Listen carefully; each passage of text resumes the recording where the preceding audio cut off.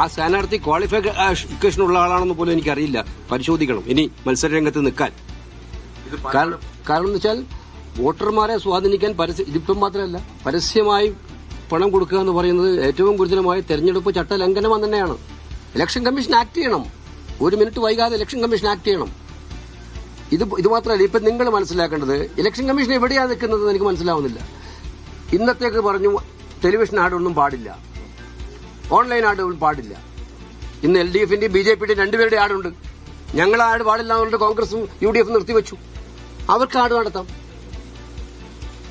ഇപ്പൊ ഞാൻ പറഞ്ഞ വളരെ ഗുരുതരമായിട്ടുള്ള കാര്യങ്ങൾ ഇന്നലെ വോട്ടർ പട്ടിക കണ്ണൂർ ജില്ലയിലെ വ്യാജ വോട്ടർമാർ എനിക്ക് നോട്ടീസ് അയക്കുമെന്ന് പറഞ്ഞിരിക്കുക. നോട്ടീസ് അയച്ചിരിക്കുകയാണല്ലോ. ആ നോട്ടീസിന് ഞാൻ മറുപടി കൊടുക്കാൻ പോകുന്നുണ്ട്.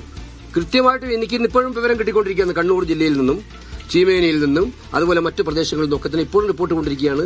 വ്യാജ ID കാർഡ് രാത്രിയുടെ അന്ത്യയാമങ്ങളിൽ പ്രിന്റ് ചെയ്തുകൊണ്ടിരിക്കുകയാണ് പല കേന്ദ്രങ്ങളിലും.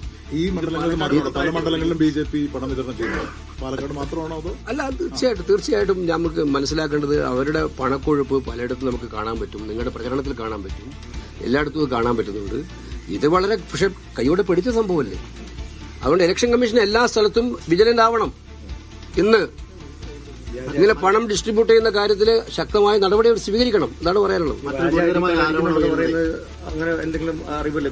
അല്ല, ഇപ്പൊ പഴയ പോലെ അല്ലല്ലോ. CPMനകത്ത് നടക്കുന്ന കാര്യങ്ങൾ അറിയാൻ നമുക്ക് സംവിധാനമുണ്ട്.